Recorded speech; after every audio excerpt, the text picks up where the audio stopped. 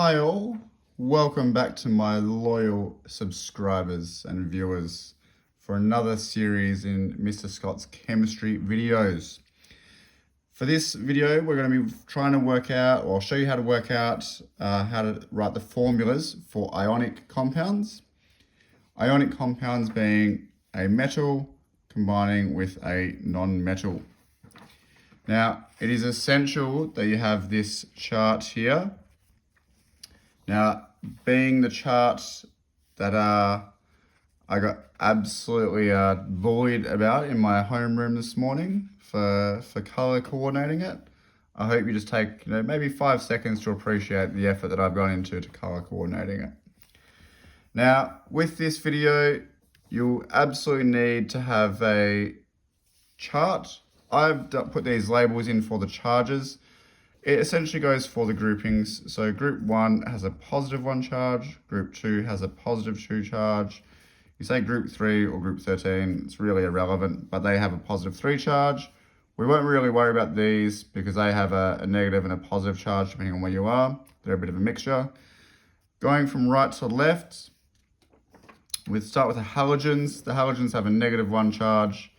And then group 16 will have a negative 2 charge. And then group 15 has a negative 3 charge.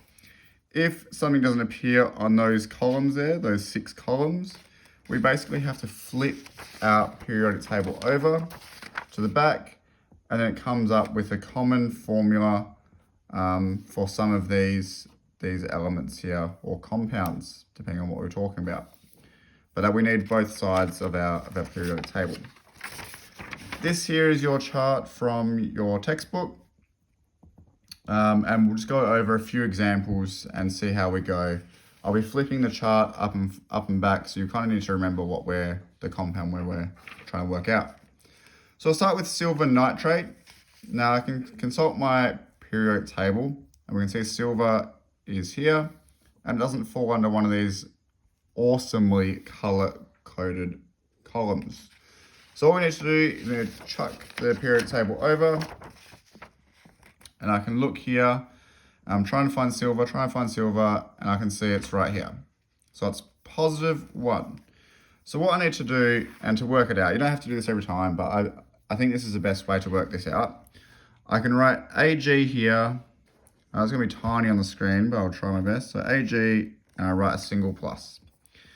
I then need to work out the nitrate. And if I look here, I've got nitrides. This is real common mistakes. People go nitride, but it is not nitride. It's asking you for nitrate.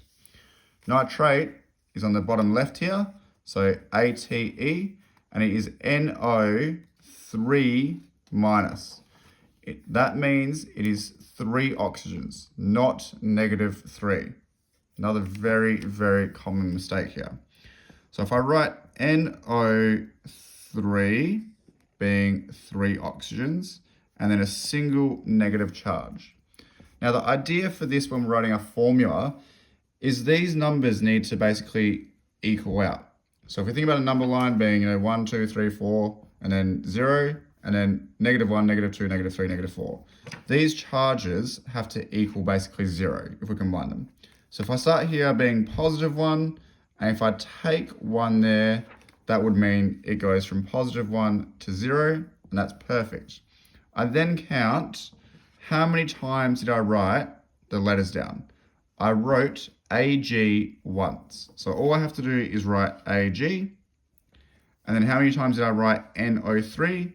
I'm writing it just once, so all I have to do is then write it once here.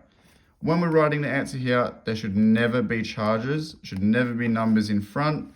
There should only be either numbers down here or brackets and numbers down there. There's nothing ever going to be in front or above on top in terms of numbers or charges.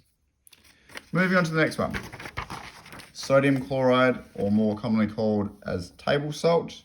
So when we have our table salt or our sodium chloride, the first step is we need to find the metal metal element. Sodium is in group 1, which means it has a positive 1 charge. So if I write here Na and then positive, Chloride is going to be all the way over in the halogens, so it's under group 17. It's going to be a -1 charge, so I write Cl and then minus. This plus and minus, they cancel each other out, which is what we want. And then we look at this, so they equal 0. How many times did I write Na? I only wrote Na once. So when we write it once, we don't need to write 1 in front of it or 1 down here. If it just says or if you could just see the letters and there's no numbers around it, it just means 1. So I've wrote Na once, so I write Na, and then I've written Cl once as well. So I simply write NaCl as a formula. If I take magnesium chloride, magnesium is appearing in group 2. Group 2 has a positive 2 charge. So if I write Mg and then 2 plus, and then chloride, we just did it last time. We know it's going to be here in group 17 with a -1. So Cl and then just a single minus. This and this do not equal 0. We've obviously got 2 and then just -1. So 2 take 1 equals 1, positive 1.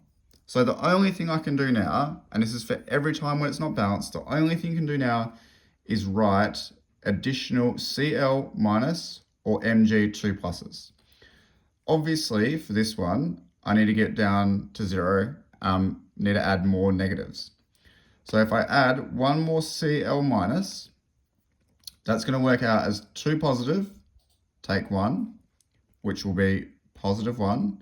I need to take another 1, so it'll be 2 positive, take 1, which is 1, take another 1, which is going to be 0.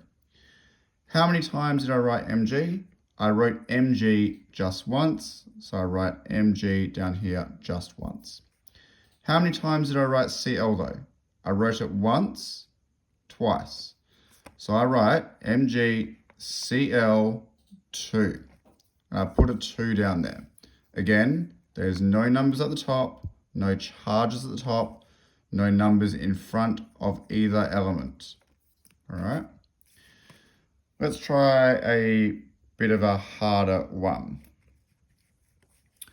So let's go potassium carbonate. Potassium, looking at our periodic table, is in group 1. So it's a positive 1 charge. We can see potassium's right here. So it's going to be positive 1. So I write K plus there. And we have the carbonate. Carbonate's not going to be on the periodic table. It's going to be on the back here on our sheet. We see that carbonate, and don't get confused with bicarbonate because that's a different compound. A carbonate is CO3, being 3 oxygens, with a -2 charge. So I write K plus and then CO3, 2 minus. Right now, we're at -2, and then putting that positive 1 on there brings it closer to 0. So right now, with that 2 plus a 1, it would be at -1. The only thing I can do now is add either more Ks or more CO3s. Obviously, the K is positive when we want to go closer to 0. So I add one more K positive, which means it's 1 plus, 2 plus. So 2 positive and 2 negative, they cancel each other out and equal 0. So how many times did I write K down? I wrote it down once, twice. So I go K, 2, and then I write the formula for carbonate, which is going to be CO3. Do not write the charges, remember. So there's no need to put charges here, but I have to write the 3 because as part of that compound, it is C with 3 oxygens bonded to it. So right now, that means that there's 3 oxygens. It's not 3 carbonates. It is one carbon atom, and 3 oxygen atoms. All right. Picking a harder one again. So go down to the bottom here, and we've got sodium phosphate. Now I'm going to try and cut it in a little bit to show you guys this one because it'll be a bit of a harder one. Sodium being on our periodic table, let's try this. So being on a periodic table is in group 1, it's right there, which has a positive 1 charge. So I write Na positive for its 1 charge. Phosphate is going to be on the back. It is not going to be this one here. This is a common mistake here. So phosphorus, all right? If it's phosphorus and we're talking about an ionic compound and we're using the P, just a single P, it would turn from the Rus to an ide. So phosphide. Nitrogen would be nitride. Oxygen, oxide. So it has those IDE names or nomenclature. So that there would be an IDE, but this one here is an 8. So the phosphate is going to be on the back of our periodic table. We can see here phosphate, it is PO4. Remember, that means there's 4 oxygens, not 4 phosphorus. So it's 4 oxygens with a -3 charge. So here I write, I'll do a bit of a cheating in the answer box. So PO4, 3 minus. Now I don't really need my periodic table anymore because all I can do now, remember, is the only thing I can do is add more NAs or more PO4s. I can see here that there is a 1 positive charge and a 3 negative. Combined, that does not equal 0. So right now we are at 2 negative with this charge here. So the only thing I can do is basically add more NAs. So I go 1 more, which would be 2 positive versus 3 negative. So I need to add 1 more Na positive. So I've got 1, 2, 3. So 3 positive versus 3 negative, and they equal 0. So how many times did I write Na down? Well, I can see I've written Na once, twice, 3 times. So the answer would be Na 3, and then I've written PO4 just once. So I write Na3, and then I've only written that once, so it'll be Na3 PO4.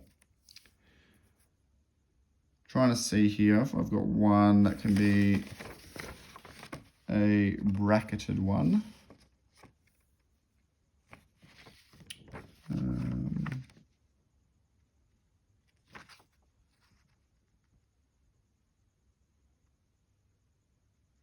There we go, we got one here. So for the final example I'll do, it's probably the hardest one. It's ones that people stuff up a lot of the time. So it's copper phosphate. Now copper is in the transition metal, so it's in that middle of the periodic table. So it's not going to appear, it's one of those weird ones here where it can have multiple charges. So it won't be appearing in these columns, so we need to check the back of our periodic table. Now we can see here, copper, it has the Roman numerals. Now remember the Roman numerals, depending on what it says, will tell you the charge of that one. So we're gonna use this Roman numeral here, which is copper 2. So I'm gonna write here Cu2, positive. Here we go. So Cu2 positive. That's what I've written here. And we know phosphate from previous examples is a PO4, 3 minus. Now, remember, the only thing we can do is add more Cus or more PO4s, but it doesn't make it equal if I add one or the other. So I'm going to try this because I'm on 2 positive and 3 minus. So overall, I'm at a -1 charge. So I'm going to add 1 more Cu2 positive. So right now though, I'm now at 4 positive and 3 minus. So it's still not going to be equal charges, still not going to be at 0. So I'm going to add 1 more Cu as 2 positive. So right now, this is at 6 positive. So they all add up. So we've got 2, 4, 6, 6 positive versus 3 negative. So what I need to do is add another PO4, 3 minus. 3 minus and 3 minus is going to be 6. Negative 6 and positive 6, they cancel each other out. They're going to equal 0. Remember now, all I do is I'm not going to be writing any numbers. I just need to be counting up how many times did I write that atom or compound down. I write the metal first, always. So the metal here is copper. So I look at this, I've written copper once, twice, 3 times. So I write Cu3. This is where it gets tricky. The PO4, that is bonded. It has to appear as that compound. So I have to write brackets PO4 bracket, right? Because it has to be as part of the compound. How many times did I write PO4 though? I've written it once, twice. So I put a 2 here. That 2 multiplies everything on the inside. So if I look at this, how many oxygens have I written here? Well, I've written oxygen here, oxygen here. That oxygen has 4. So right now I'm at 4 oxygens. This one here is 4. So 4 plus 4 is 8 oxygens. We know the rules there, what I just told you. If it multiplies everything on the inside. So what's 2 times 4? That's going to be 8. So I've written 8 oxygens here. I need to have 8 here. 2 times 1 is going to be 2. Have I written 2 P's? I have. Look, 1, 2. The common mistakes here is people basically write this. They write Cu3 and then they write PO4, or they write PO, instead of writing 4, they write PO2. That does not tell me anything. That just tells me that you've got 3 copper atoms, 1 phosphate atom, and 2 oxygen atoms. You're not telling me that you have 2 phosphate compounds in this equation, or in this formula. As always, that's the end of the video.